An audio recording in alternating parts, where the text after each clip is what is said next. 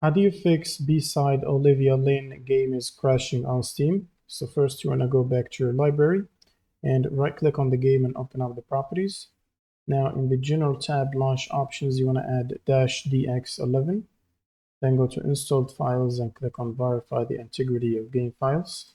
And once this is completed, you can close out of Steam. Now you will need to open up your browser and navigate to this link, which is in the description below. And from here, you want to get the 86 installer and the 64 for the redistributables. Now, once you finish installing these, it will require a computer restart.